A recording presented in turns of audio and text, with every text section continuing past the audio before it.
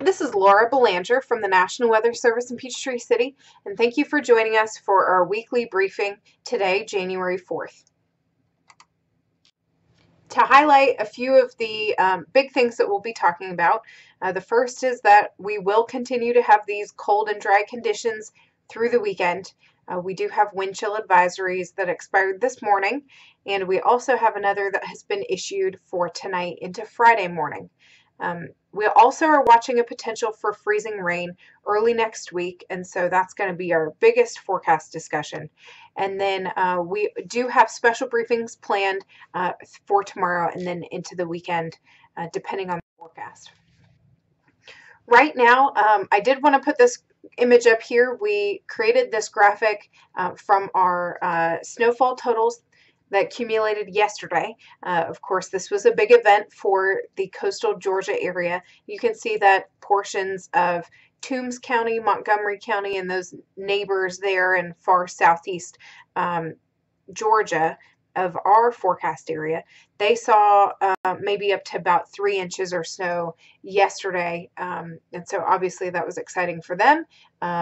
Now, this storm system does continue to be a high impact event for the Northeast, and so they are continuing to watch that. But in the wake of this, we are just dealing with fairly windy and cold conditions. So for today, this is what the synoptic map looks like for us, and you can see that there's a cold front that drapes across the southeast through Georgia. That's going to move through today with high pressure behind it.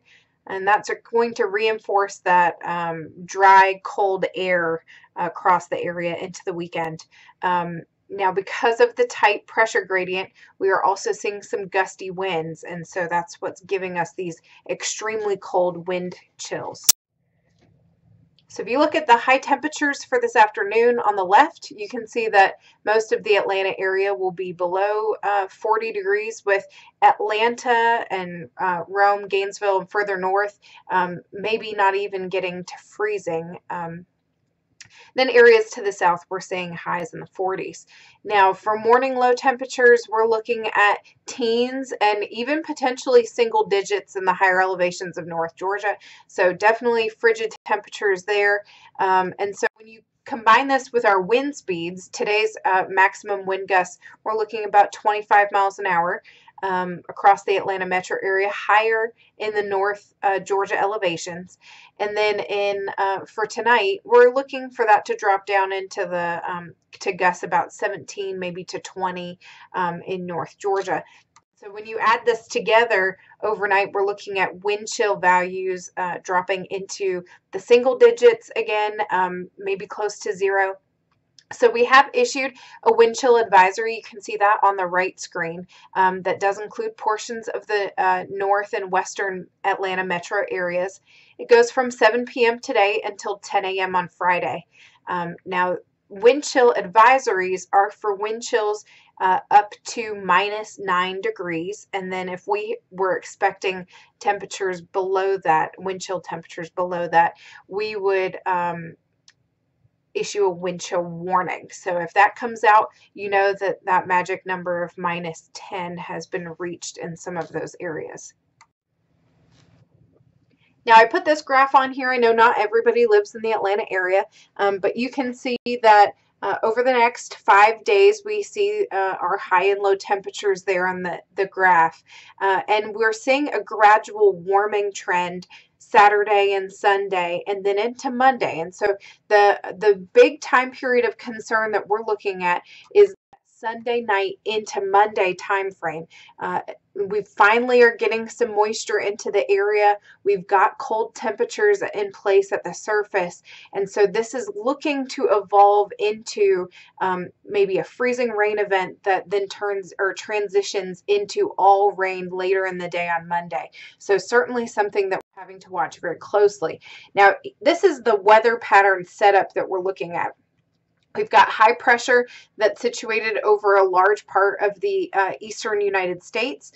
This is the Saturday afternoon forecast from the GFS.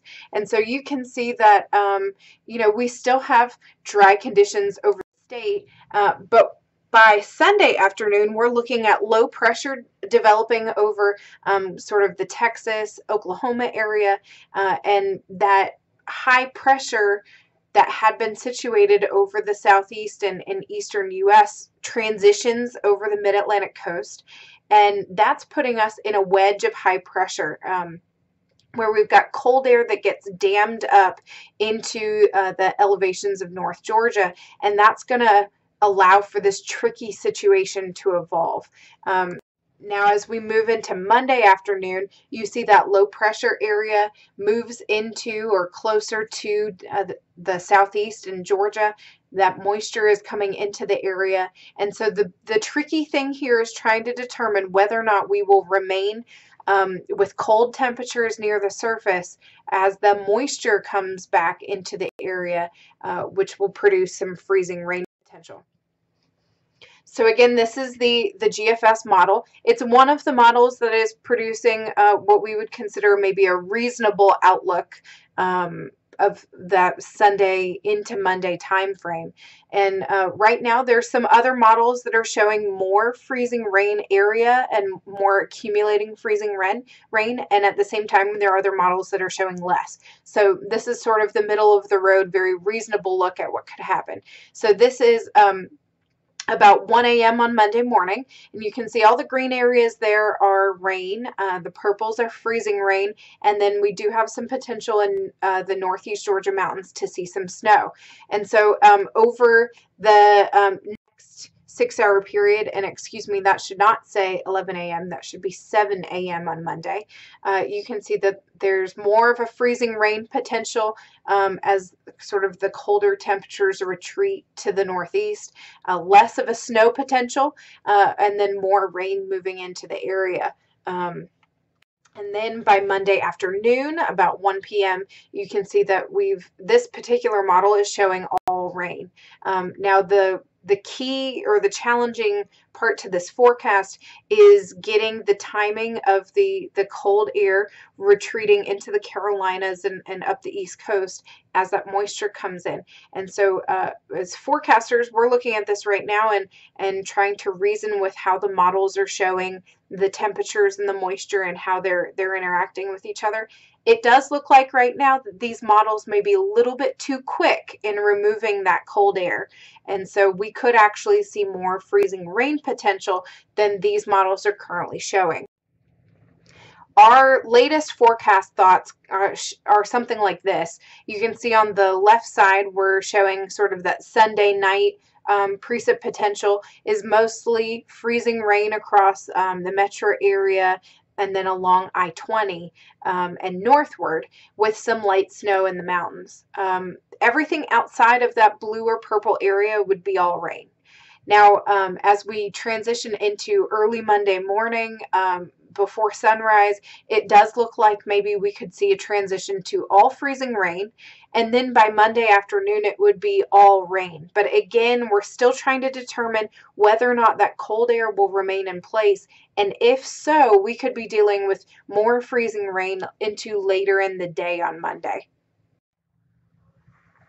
Now, for those of you who are interested in getting rid of these frigid temperatures and wintry precip potential, right now it looks like the 6 to 10 day outlook that was just issued yesterday is showing maybe a slightly above normal chance for precipitation across the metro area, a little bit higher along the Tennessee border, but it is also showing the potential for above normal temperatures. So for those of you looking out a little bit further, maybe less of a winter time or wintry mix potential and maybe more just regular rain upcoming in the next week and a half or so.